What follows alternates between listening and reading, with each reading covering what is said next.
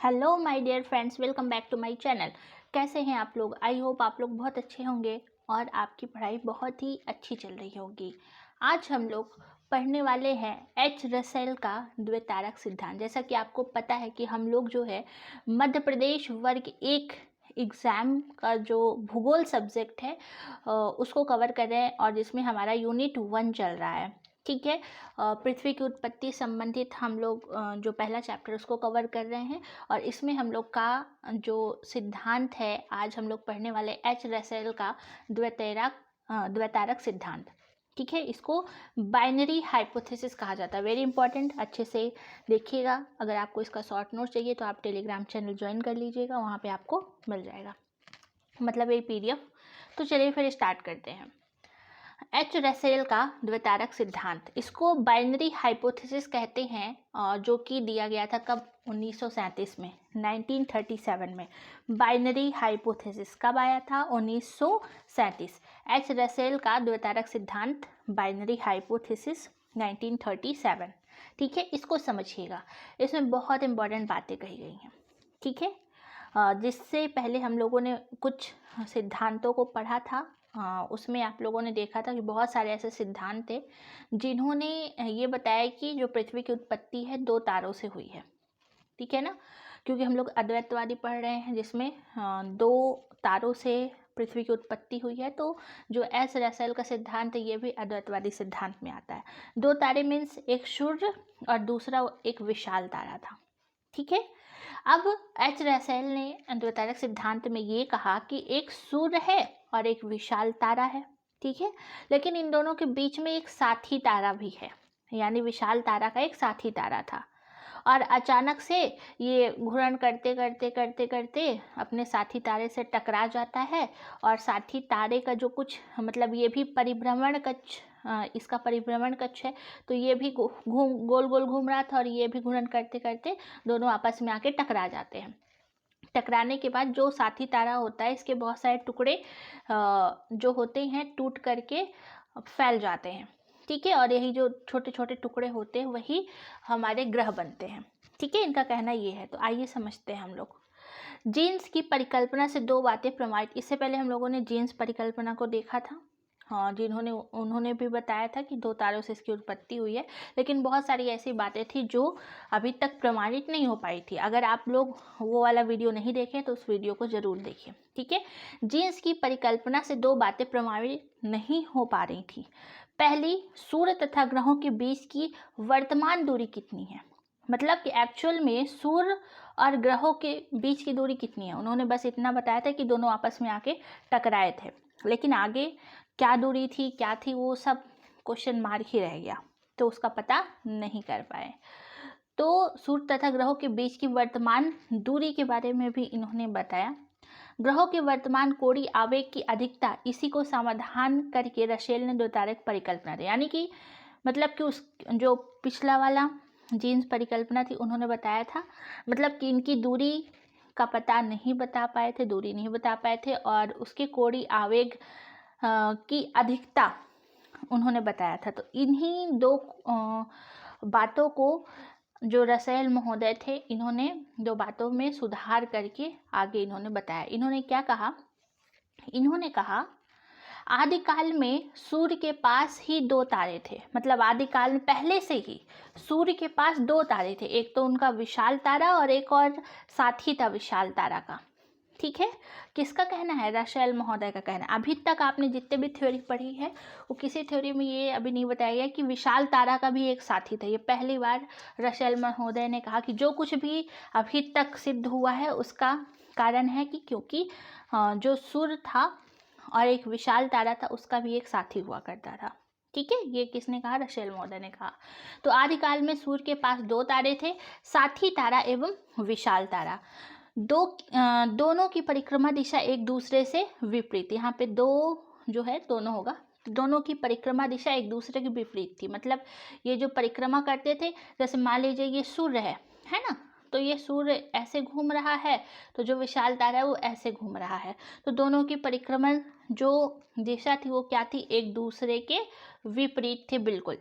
दोनों पास आए, अब जब दोनों जो है नज़दीक आते हैं, दोनों जो है नज़दीक आते हैं और आकर्षण के कारण कुछ पदार्थ साथी तारे से अलग होकर विशाल तारे की दिशा में घूमने लगते हैं।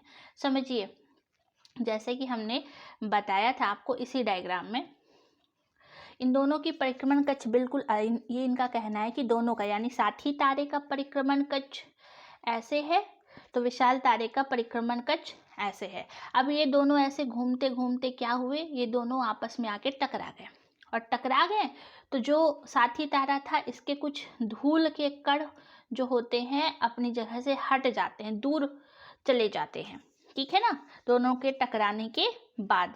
तो ये जो अलग हो जाते हैं वही हमारे ग्रह कहलाते हैं, जो प्लैनेट्स कहलाएंगे। इनका मेन कहना यही था। तो फिर से समझिएगा, दोनों पास आए और आकर्षण के कारण कुछ पदार्थ साथी तारे से अलग होकर विशाल तारे की दिशा में घूमने लगते हैं। साथी तारा और विशाल तारा मतलब इनका परिक्रमण कक्ष अलग था, तो ये अपनी तारों से, यानी अपना साथी तारों से कुछ धूल के कर इस परिक्रमण कक्ष से अलग होकर कि ये कौन से परिक्रमण कक्ष में चले जाते हैं, विशाल तारे के परिक्रमण कक्ष में आ जाते हैं और घूमने लगते हैं उस दिशा में। ठीक है, ये किसने बताया, तो ये कहा हमारे रसेल साहब ने।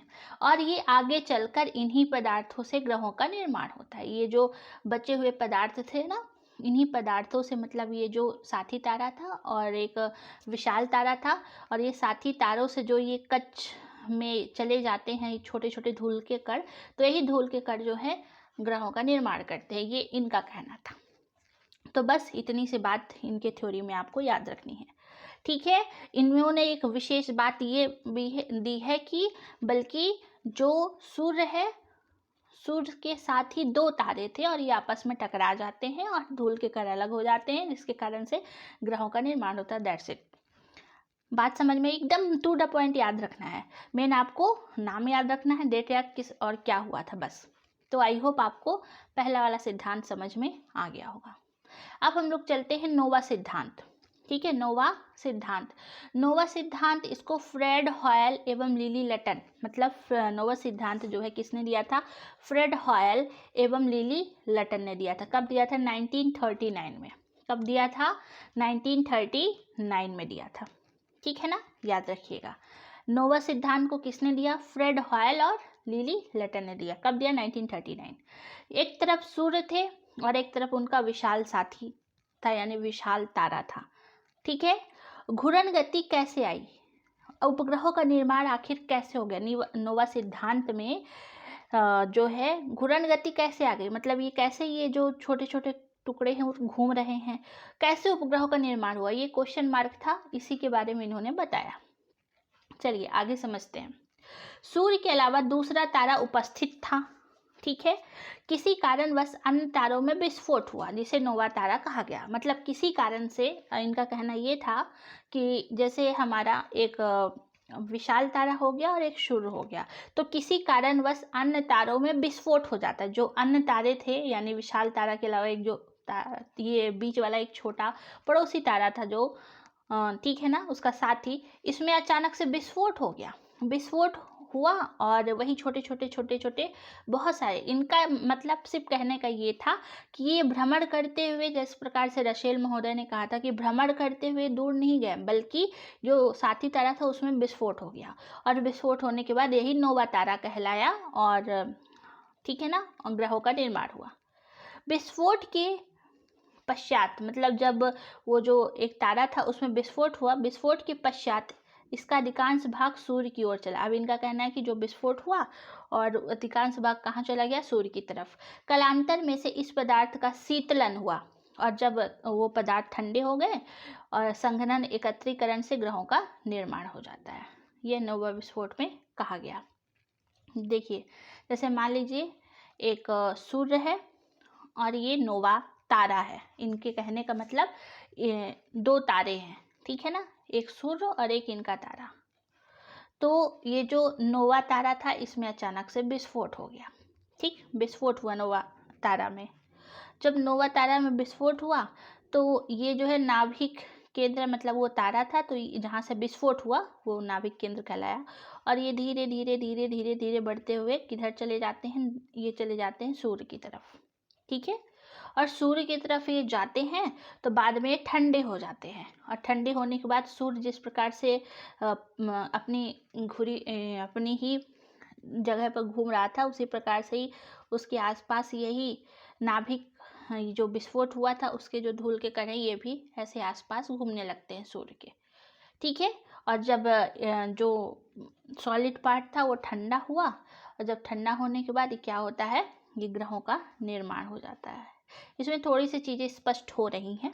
ठीक है ना, मतलब इन्होंने क्लियर कर दिया कि ये जो सूर्य था उसके आसपास ये सभी टुकड़े घूमने लगे, और यही टुकड़े जब जो बड़े थे ठंडे हुए और वही क्या किए, ग्रह का निर्माण हुए। तो आपका मरकरी, वीनस, अर्थ, ठीक है ना, मार्स, जुपिटर, जितने भी हैं सारे के सारे ग्रहों का निर्माण होता है। ये किसका कहना है, ये इस प्रकार से सभी ग्रहों का निर्माण हुआ नोवा विस्फोट के आधार पर, और यही ग्रहों की उत्पत्ति का कारण माना है नोवा विस्फोट में। थोड़ी सी चीज़ें स्पष्ट हुई इसमें।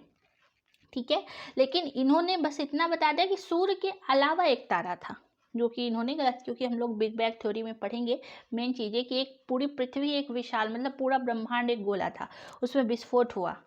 वो हम लोग बिग बैंग थ्योरी जो सबसे सर्वमान्य मानी जाती है पृथ्वी की उत्पत्ति को लेकर के, तो उसको हम लोग आगे पढ़ेंगे।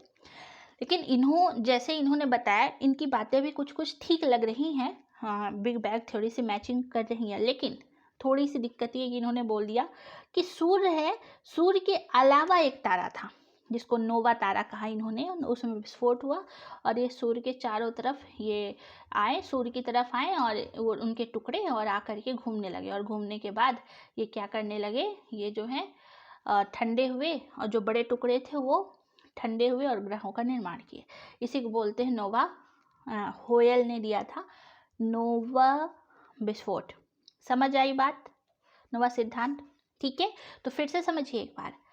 एच रसेल ने क्या कहा दो तारक सिद्धांत पे? एच रसेल ने कहा कि जैसे विशाल तारा था तो उसका एक साथी तारा था, और ये दोनों अलग अलग कक्ष में घूम रहे थे, और साथी तारा मतलब ये जब दोनों आपस में टकराए तो साथी तारा के कुछ धूल के कण या इसके बहुत सारे बड़े कण जो हैं यह चले जाते हैं कौन से विशाल तारा के परिभ्रमण कक्ष में, और वही जो है बाद में ठंडे होते हैं तो ग्रहों का निर्माण होता है। ये मात्र इतनी सी बातें एच रसेल ने कहा। ठीक है, और अब नोवा सिद्धांत पे फ्रेड हॉयल, लिली लटन ने क्या कहा? इन्होंने कहा कि एक सूर्य था और एक नोवा तारा था। ठीक है, क्योंकि उन्होंने ये बताया कि इसके अलावा घूर्णन गति कैसे आई, उपग्रहों का निर्माण आखिर कैसे हो गया।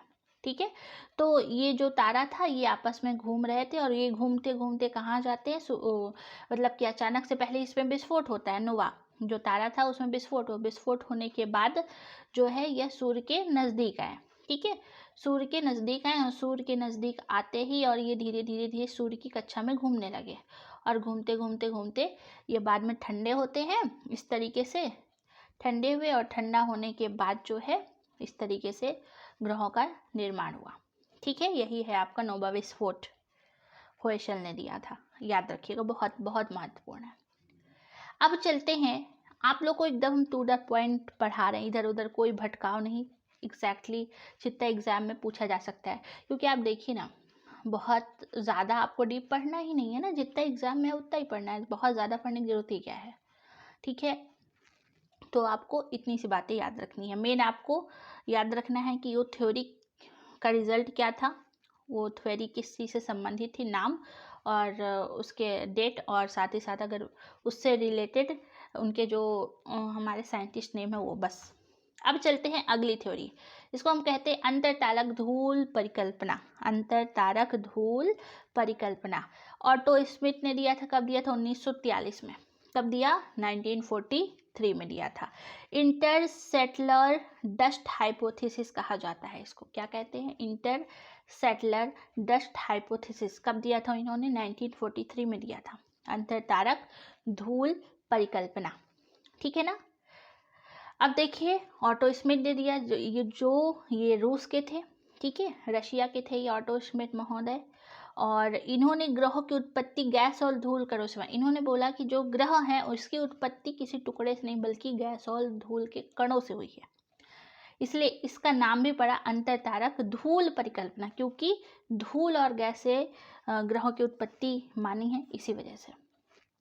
ठीक, तो देखिए अब पहले इसकी थ्योरी को समझ लीजिए।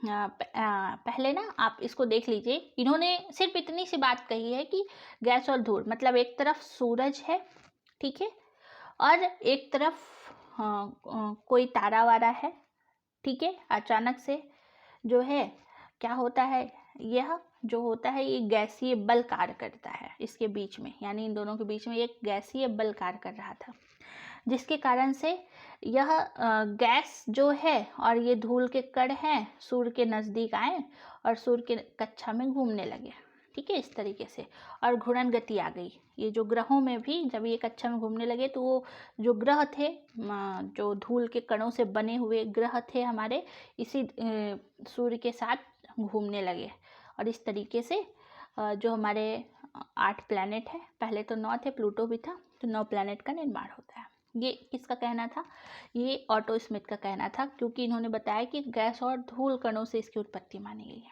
कुछ इस तरीके से। अब किस तरीके से हुई उसको भी थोड़ा समझ लीजिए। स्मिथ के अनुसार ग्रहों का निर्माण तस्तरी का निर्माण तथा भ्रूण, मतलब कि इसका जो शेप था स्टार्टिंग में ना, जब वो सूर्य के चारों तरफ घूमने लगे कुछ इस तरीके से स्टार्टिंग में, तो जैसे धूल के कण, मान लीजिए ये सूर्य है, ठीक है, और यहाँ पे बहुत सारा धूल का कण है, और ये घूमते घूमते घूमते सूर्य के नज़दीक आया और सूर्य की कक्षा में घूमने लगा। तो जब ये नज़दीक आया तो कुछ इस तरीके के धूल के कण स्ट्रक्चर बनाया, इसको तस्तरी शेप कहेंगे, ठीक है। फिर थोड़ा सा उसमें बदलाव आया तो सूर्य के और नज़दीक आ गए ये धूल के कण, और ज़्यादा सूर्य के कक्षा में प्रवेश कर गए, और धीरे धीरे सूर्य के चारों तरफ ये ऐसे होते हुए ये सूर्य के चारों तरफ इस तरीके से घूमने लगे, ठीक है। और ये जो बड़े बड़े टुकड़े थे, ये क्या किए, बड़े बड़े जो टुकड़े थे यही जो है ग्रहों का निर्माण किए ठंडे होने के बाद, ठीक है। ये किसका कहना था, ये हमारा ऑटो स्मिथ का कहना था, ठीक है, क्योंकि इन्होंने कहा था गैस और धूल के कणों से इसकी उत्पत्ति हुई है, ठीक है। और इन्होंने कौन सा शेप बताया, तस्तरी नुमा संरचना, यानी कि जो धूल के कण थे वो किस आकृति के थे, वह तस्तरी नुमा आकृति के थे, ठीक है। तो इसमें आज आपको बस 3 थ्योरी ही कवर किया जाएगा। इसके पहले मैंने पृथ्वी की उत्पत्ति संबंधी सारे सिद्धांतों को कवर करा दिया, अद्वैतवादी क्या है, द्वैतवादी, इसको कवर करा दिया। आप लोग को जितने भी द्वैतवादी जितने भी इम्पॉर्टेंट थ्योरीज है उसको मैंने कवर करा दिया। ग्रहाणु परिकल्पना आपको पढ़ाया मैंने, जेम्स जीन्स की परिकल्पना, ज्वारीय परिकल्पना पढ़ा दिया, ठीक है ना, द्वितारक परिकल्पना आपको पढ़ा दिया, नवतारा परिकल्पना पढ़ा दिया, अंतरतारक धूल परिकल्पना भी बता दिया, ठीक है। तो इतने एकदम इम्पॉर्टेंट है, कुछ और भी मैंने एक्स्ट्रा बताया, आप देख लीजिएगा पीछे।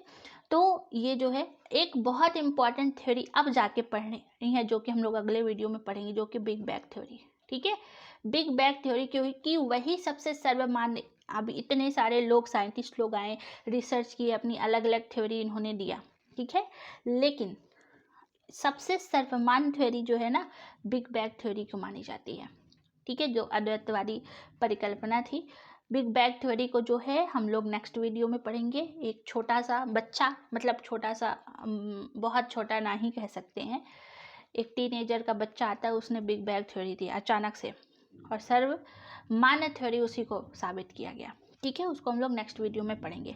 उससे पहले जो है आप लोग ये जितने थ्योरी है सारा कुछ, इसलिए पहले मैंने उसको नहीं पढ़ाया, क्योंकि उससे पहले ये सारी थ्योरीज पढ़ना इसलिए इम्पोर्टेंट था कि आखिर कैसे हुआ, क्यों है, क्योंकि बिग बैंग थ्योरी से पहले बाकी ये सारी थ्योरीज आई, तो इनको आपको पढ़ना है, क्योंकि इम्पॉर्टेंट है, मेन उनका नाम, ठीक है, किसने दिया, कब दिया, और उसमें थोड़ी सी चीज़ें आपको समझना है क्या है, और एकदम जो इम्पोर्टेंट है मैंने उसको डिटेल में पूरा बता दिया, ठीक है। और जो नहीं बताया उसको आप लोग नाम बस आपको याद कर लेना बस, तो इस लिस्ट को आप लोग लिख लीजिएगा। इससे पहले वाला वीडियो में मैंने पूरा इसको पढ़ाया है।